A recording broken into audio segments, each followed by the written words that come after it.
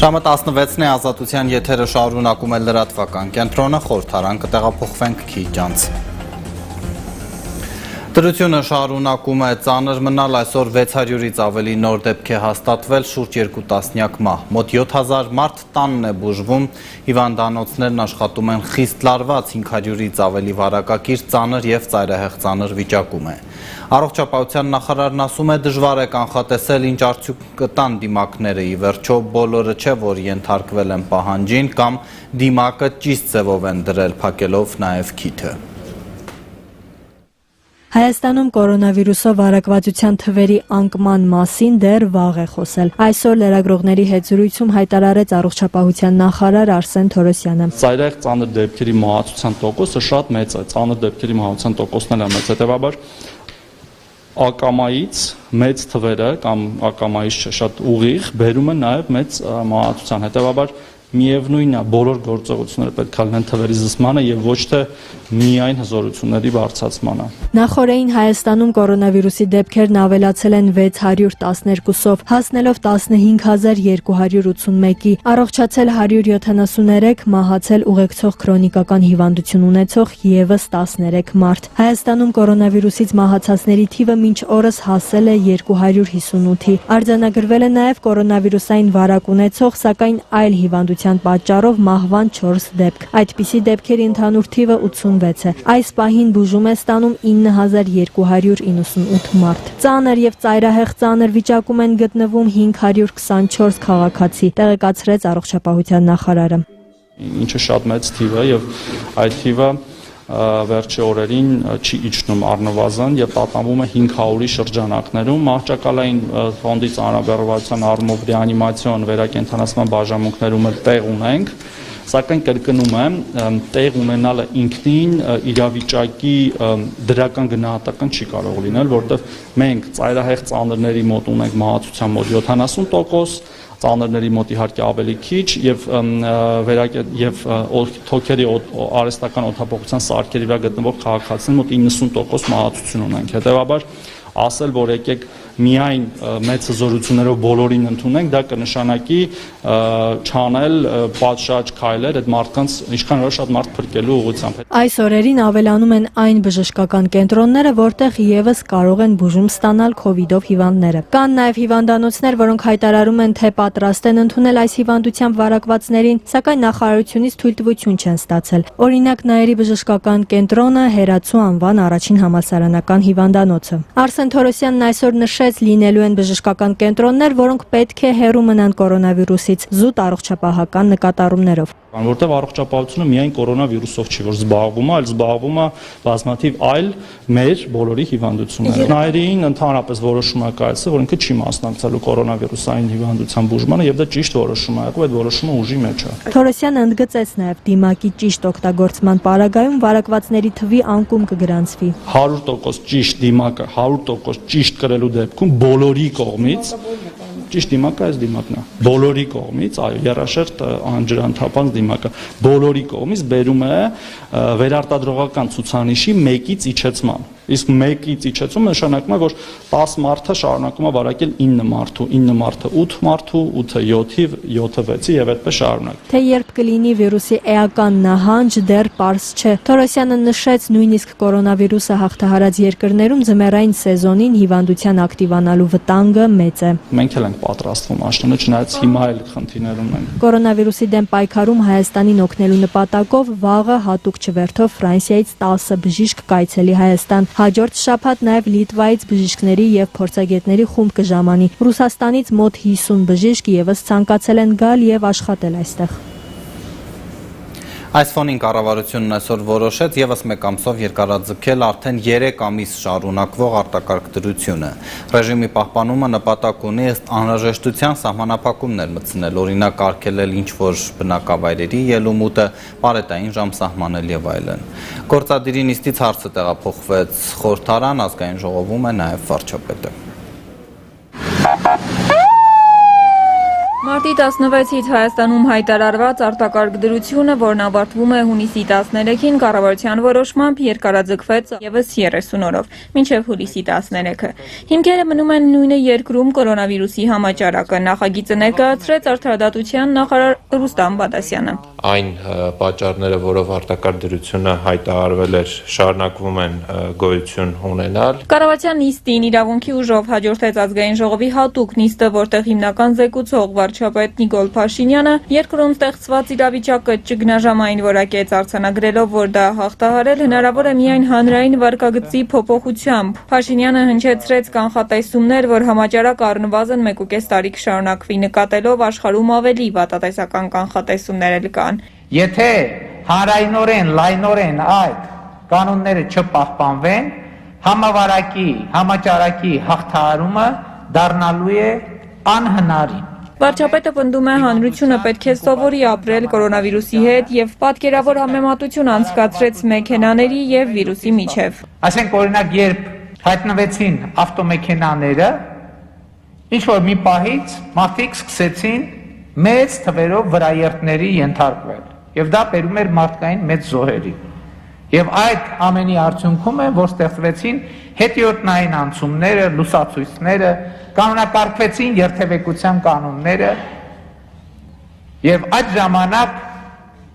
ոչ ոք կամ գոնե հիմա փառքաստու ոչ ոք չի ասում, ես չեմ հավատում ավտոմեքենաների մահաբեր ուժին։ Փաշինյանը անդրադարձավ նաև իր եւ իր ընտանիքի վարակվելու փաստին, ասաց, որ իր օրինակով կարող է պնդել դիմակ ձեռնոց գրելը արդյունավետ է, որովհետեւ իր տեղեկություններով ինքը վարակակիր լինելով հանդերձ ոչ մեկին չի վարակել։ Եթե ենթադրենք, որ ես վարակված եմ եղել արդեն ամսի 20-ի եւ Արցախի նորընտիր նախագահի երթմնակալության իրավիճակը արդեն լինել են մասնակցել են վարակակիր լինելով, նախ փակ դահլիճում եղել եմ դիմակով եւ շփում եմ ունեցել Արցախի երրորդ նախագահի հետ, այսինքն դիմակով է եղել շփումը եւ փառքաստու այդ 14 օրը անցել են եւ որևէ ախտանիշ չկա։ Փաշինյանը պնդում է, խնդիրը առողջապահական համակարգը չէ, այլ այն, որ մինչ օրս կան մարդիկ, ովքեր պնդում են, որ կորոնավիրուսը կեղծ է, իսկ առողջապահական համակարգը ըստ Փաշինյանի իր առջև դրված խնդիրն ամբողջությամբ լուծել է։ Նույնիսկ վերակենդանացման բաժանմունքներում բացառիկ ընտանեկան մթնոլորտ է հաստատված, բացառիկ ընտանեկան։ Մարդիկ ասում են միայն շնորհակալության խոսքեր, միայն շնորհակալության խոսքեր, եւ դրա մեջ ձև չկա։ Մեր խնդրեմը առողջապահական համակարգից դուրս է, մեր խնդրեմը կներեք մեր բիսեդկաներում է։ Վարչապետը հանձնարարություն է տվել ձևավորել աշխատանքային խումբ, որը պետք է զբաղվի կորոնավիրուսի վերաբերյալ ապատեղեկատվությունների տարածման աղբյուրներով։ Արդյոք կարող է այստեղ օտարերկրյա հատուկ ծառայությունները կապ ունեն։ Արդյոք կարող է օտարերկրյա հատուկ ծառայությունների հետ կապ ունեցող շրջանակներ եւ ուժեր գոյություն ունեն, եւ արդյոք կարող են լինել քաղաքական շրջանակներ կամ ոչ քաղաքական կրիմինալ շրջանակներ, ովքեր իրենց նեղ շահերի ձելներով կարող են փողեր ծախսել այդպիսի այդ օրինակ ապատեղեկատվություն տարածելու համար։ Մեկնաբանելով վարչապետ Փաշինյանի այսօրի հայտարարությունները, թե համավարակի պայմաններում իր հրաժարականը պահանջողները քայքայիչ գործունեությամբ են զբաղված, իրենց քաղաքական մահն են կնքում, խորհրդարանական ընդդիմադիր ուժերն ասում են, ընդդիմության գործը, էությունը հենց քննադատելն է։ Իմ քայլը մինչդեռ պնդում է այլ բան է քննադատել, քննարկել համավարակի դեմ պայքարի արդյունավետությունը, միանգամայն այլ այս իրավիճակում հարվածել թիկունքից։ Վերջին մեկ շաբաթվա իրադարձությունները ինձ թույլ են տալիս մտածելու, որ գուցե մեր երկրում բռնապետական առիլևս բարքերն են տիրում, մենք տեղյակ չենք այդ մասին։ Ես իրապես չեմ հասկանում, եթե իշխանությունը ասում է, որ անարդյունավետ է, եթե իշխանությունը վարչապետը ասում են, որ դժոխային իրավիճակում է, իրենք ինչ էին ակնկալում խորհրդարանական, այսպես շրջանակներում ամենամեծ ընդդիմադիր խմբակցությունից։ Ինչ վերաբերում է քննություն առնել այս կամ այն կուսակցության եւ այլ նմանատիպ հայտարարություններից, ապա Ես շատ մեծ հույս ունեմ, որ համավարակի ավարտից հետո քննությամբ կառնվեն այն բոլոր հանգամանքները, մասնավորապես այն մարդկային մահերը, որը եղել է ոչ պատշաճ եւ ոչ այսպես հրատապ շտապօգնության եւ առհասարակ բժիշկների այսպես մեղքով։ Ես բարձրացնելու այդ հարցը։ Ես շատ մեծ հույս ունեմ եւ այո, մենք հետեւողական ենք լինելու։ Ցանկացած քննադատություն իշխանությունը ընդունում է որպես քայքայիչ գործունեություն տարբեր ուժերի կողմից։ Եվ սա բխում է ոչ միայն իրենց մարտավարությունից, այլ սա իրենց քաղաքական եւ հոգեբանական վարքագիծն է, ինչին մենք արդեն սովորել ենք ըստ էության։ Եվ այդ է պատճառը նաեւ, որ ասպարեզ է նետվել մի թեզ, որ սա պատերազմ է եւ ովքեր որ խանգարում են իշխանությանը նրանք դավաճաններ են։ Ես կարծում եմ, որ քայքայիչ գործունեություն ցուցաբերել է իշխանությունը համավարակի ընթացքում, երբ զբաղվել է տարբեր նման քաղաքական ինչ-որ խոսակցություններով, զրույցներով, տարբեր քաղաքական օրակարգերով, որը երբևէ չի համապատասխանել իրենց իսկ մատնանշած պատերազմական օրակարգին եւ փաստորեն հիմա մենք ունենք մի իրավիճակ ճգնաժամ եւ դա բացառապես իշխանությունների վարքագծի գործելավոճի հետևանքն է։ Շատ լավ, մենք թողնում ենք, որ իշխանությունը աշխատի, այո, իսկապես չպիտի խանգարել, որովհետև մենք ունենք համավարակի հաղթահարման խնդիր, իշխանությունը թող շարունակի իր աշխատանքները, բայց համավարակի հաղթահարումից հետո եւ արտակարգ դրությունից հետո իշխանությունը կանչվելու է պատասխանատվության։ Ես հասկանում եմ, որ խանդավառությունը շատերի մոտ սին ինչ որ հույսեր է արթնացրել կորոնավիրուսի հետ միասին, կորոնավիրուսի պատճառով մարդկանց թվում է, որ այն լավ ճանապարհը, այն ուղին, այն տնտեսական աճը, այն տնտեսական հաջողությունները, այն իրավիճակը, որը որ Հայաստանում կար ու շարունակում էր կորոնավիրուսը մեկ ընդմիշտ փչացել եւ իրենք կարող են դրա վրա իրենց ձեռքերը տաքացնել, սրա մասին է խոսքը։ Ես իրենց վստահեցնում եմ, որ իրենք սխալվում են եւ այս իրավիճակի վրա ձեռք տաքացնել չի լինելու եւ իրենք շատ վատ պատասխան են ստանալու թե հանրության կողմից, թե Հայաստանի Հանրապետության ընտրված լեգիտիմ իշխանության կողմից։ Ինչպես եք դա պատրաստվում անելու։ Անելու ենք դա Հայաստանի Հանրապետության շահերը պաշտպանելու միջոցով, անելու ենք դա օրինականության եւ խստագույն վերաբերմունքի միջոցով, առանց որևիցե սակարկումների մեջ մտնելու։ Քրեական գործերով, օրենքի հետ կապված յուրաքանչյուր խնդրի հետ առնչություն ունենալը կամ որևիցե այլ երկրի շահ սպասարկելը, յուրաքանչյուր օրենք խախտելը եւ քաղաքական գործունեության, այսպես ասած, շղարշով փորձել պաշտպանվելը անհամատեղելի են եւ քաղաքական գործունեությամբ սկսել զբաղվելը կամ քաղաքականությունից խոսելը չի ազատում քրեական պատասխանատվությունից։ Գլխավոր դատախազությունը նոր մանրամասներ է հրապարակել Հյուսիսհարավի գործից, որը իրավապահները որակում են աննախադեպ ծավալի։ Շուրջ 3 տասնյակ մեղադրյալ է անցնում այս գործով, այդ թվում եւ Գագիկ Ծառուկյանի մուլտիգրուպի տնօրեն Սեթրակ Արուստամյանը, որի դուստրը Բարգավաճ Հայաստան խմբակցության պատգամավոր է։ Արուստամյանը 1 միլիարդ դրամ մուծել է պետությանը, բայց մեղքը չի ընդունում։ Վնասի վերականգնում չի արվել, որտեղ մենք գտնում ենք վնաս չկա, բայց որպեսզի քննչական մարմինը համոզված լինի, որ եթե վնաս լինի մենք վերականգնելու ենք, այո, 1 միլիարդ դրամ որպես երաշխիք վճարել ենք մենք։ Չենք վճարել որպես վնասի վերականգնում, այլ հնարավոր վնասի, եթե գտնի կապացուցիչ որ մենք վնաս ենք պատճառել, մենք նաև պատրաստ ենք, եթե կանխավճար ենք տալիս։ Ընդամենը երաշխիք, որ եթե կապացուցիչ որ մենք վնաս ենք պատճառել պետությանը, մենք պատրաստ ենք, բայց վնաս չենք պատճառել, դա համար է գրված հնարավոր վնասերի երաշխիք։ Խոսքը հսկայական գումարների մասին էր, խոսքը ստրատեգիական նշանակություն ունեցող ճանապարհի մասին էր եւ խոսքը պետության անվտանգության մասին էր եւ այս բոլոր կամպանիաներով հանդերձ, երբ որ փողը չկա, ճանապարհն էլ հետը չկա ու երկար ժամանակ ոչ մեկին հարց չեն տրվում, հարցեր պիտի տրվեն ԱԱՑ-ին, դատախազությանը եւ մնացած բոլոր վերահսկողություն իրականացնող մարմիններին։ Փաստը մնում է փաստ, որ փողերը չկան, ճանապարհը չկա եւ դրա համար կան պատասխանատուներ, բայց ինձ համար ավելի կարևոր է պատասխանության ենթարկել նրանք, ովքեր վերահսկողություն պիտի իրականացնեն ու չեն իրականացնել։ Խոսքը իրավապահների, դատախազության, ԱԱՑ-ի եւ մնացած բոլորի մասին է։ Կորոնավիրուսի միջազգային պատկերը վարակը շարունակվում է տարածվել կատաղի արագությամբ, տասնյակում նահանջում են եվրոպական պետությունները, իսկ Միացյալ Նահանգները ռեկորդային թվերով առաջին տեղում է։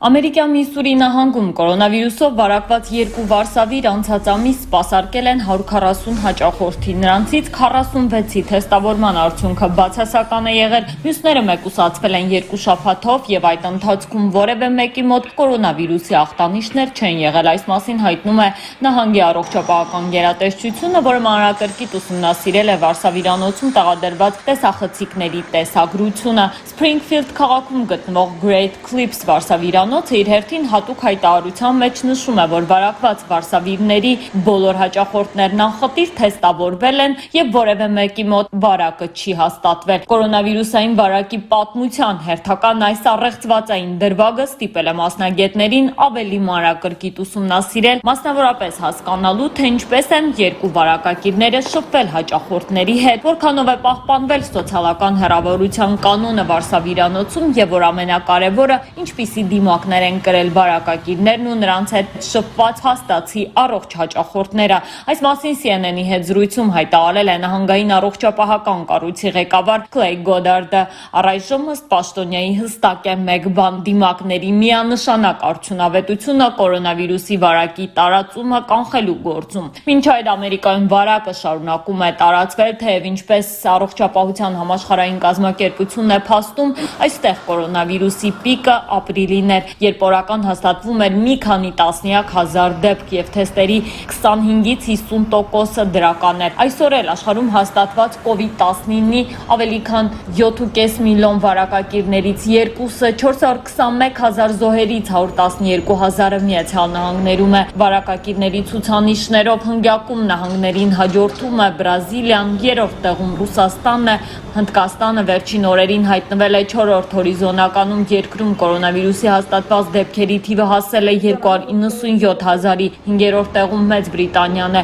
Կորոնավիրուսի վարակի էպիկենտրոնն այժմ Հարավային Ամերիկան է, Բրազիլիային զուգահեռ, որտեղ կորոնավիրուսի հաստատված դեպքերի թիվը հասել է 806 հազարի եւ զոհվել ավելի քան 40 հազար մարդ։ Վարակը սրընթաց տարածվում է նաեւ Արգենտինայում, այստեղ օրական հաստատվում է ավելի քան 1000 դեպք։ Եվրամիության պետություններն առաջիկայում կբացեն սահմանները միմյանց քաղաքացիների համար։ Երրորդ պետությունները, այդ թվում Հայաստանը, դեռ պետք է սպասեն Շենգենյան գոտին փակի առնվազն մինչև հուլիս, հետոնել անորոշ կախված տվյալ երկրում համաճարակի ծավալներից։ Բրյուսելը կոչ է անում Եվրամիության անդամ 27 երկրներին առաջիկա երկուշաբթի օրվանից արդեն վերացնել սահմանային արգելափակումներն ու վերստին թույլատրել ազատ տեղաշարժը Շենգենյան գոտում։ Այս արտոնությունից սակայն առայժմ կարող են օգտվել միայն անդամ երկրների քաղաքացիներն ու մշտական բնակության իրավունք ունեցողները։ Երրորդ երկրների, այդ թվում Հայաստանի քաղաքացիների համար Շենգենյան գոտին կշարունակի փակ մնալ առնվազն մինչև հուլիսի 1-ը։ Մեր համոզմամբ առաջին հերթին պետք է բացել ներքին սահմանները, հետո անցնել արտաքինին, երեկ հայտարարեց Եվրամիության ներքին գործերի հանձնակատար Իլվիա Յոհանսոնը։ Համաճարակի բռնկումից հետո մենք հանձնարարել ենք անդամ երկրներին սահմանափակել ելումուտը միության տարածք։ Այդ որոշումն ուժի մեջ է մինչև առաջիկա երկուշաբթի։ Անցած շաբաթ, սակայն, երբ քննարկեցինք հարցը ներքին գործերի նախարարների խորհրդում, մեծ մասը պնդեց, որ անհրաժեշտ է երկարաձգել ժամկետը եւս 2 շաբաթով։ Ուստի Եվրահանձնաժողովն այժմ հանձնարարում է փակ պահել արտաքին սահմանները մինչև հունիսի 30-ը։ The temporary restrictions on non-essential travel into the EU until the 13th of June. Եվրամիության ներքին գործերի նախարարը միաժամանակ ընդգծեց, սա չի նշանակում, թե հուլիսի 1-ից Եվրոպան բացելու է սահմանները բոլորի առջև։ Քանի որ որոշ երկրներում համաճարակային իրավիճակը չի կայունացել, մենք խորհուրդ ենք տալիս ընտրողաբար մոտենալ հարցին, հիմնվելով մի շարք չափորոշիչների վրա, պարզաբանեց Եվրամիության հանձնակատարը, հավելելով, ամենակարևոր չափանիշը կորոնավիրուսի տարածվածությունն է այն երկրում, որտեղից գալիս է օտարերկրացին։ And for sure, it's not yet possible to have a general lifting of the Սահմանները կարող են բացվել միայն այն երկրների հետ, որոնք ունեն Եվրամիության անդամների նման կամ ավելի լավ համաճարակային պատկեր։ Ըստ Յոհանսոնի կազմվելու է այսպես ասած անվտանգ երկրների ցուցակ, որը պարբերաբար վերանայվելու է ըստ առողջապահության համաշխարհային կազմակերպության տրամադրած տվյալների։ Եվրամիությունը փակել էր արտաքին ու ներքին սահմանները մարտի կեսերից կորոնավիրուսի տարածումը կանխելու համար։ Մի քանի շաբաթ է հին մայրցամաքում վարակակիրների թիվը շարունակաբար նվազում է։ Որոշ պետություններ արդեն իսկ բացել են սահմանները անմիջական հարևանների հետ։ Ժամանողները սակայն պարտավոր են հավաստագիր ներկայացնել, որ վարակված չեն կորոնավիրուսով կամ 14 օրով մեկուսանալ։ Դատելով Եվրահանձնաժողովի երեկվա հանձնարարականներից այս կարգը, ինչպես նաև հասարակական վայրերում պարտադիր դիմակներ կրելու պահանջը դեռ երկար կմնան ուժի մեջ։ Եվ տեսաշարով օրվա միջազգային մյուս լուրերը։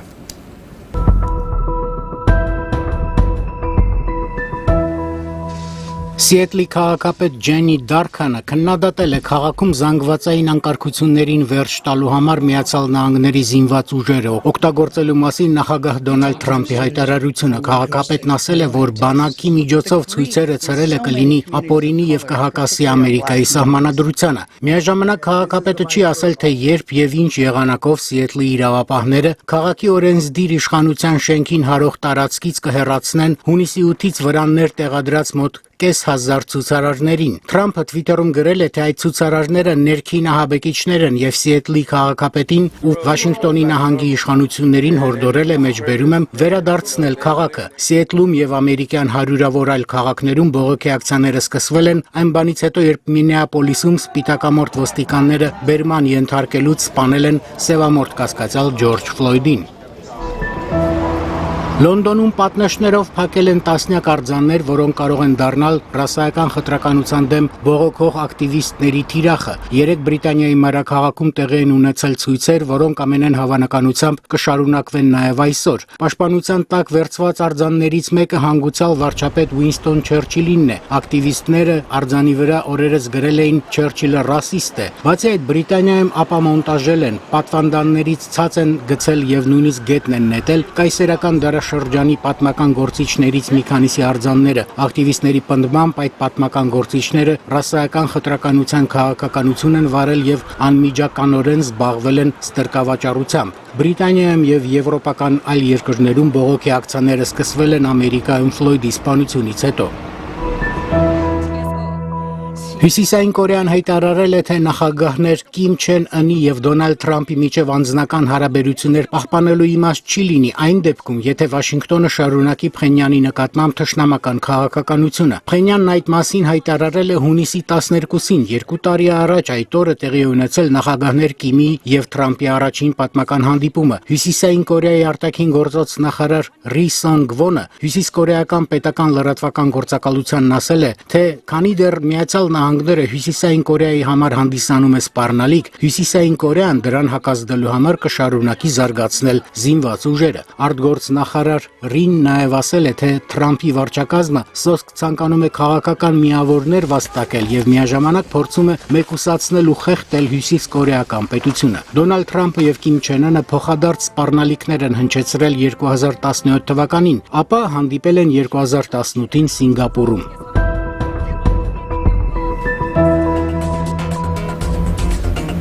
Այս թողարկմանն այսքանը, կհանդիպենք ժամը 18-ին։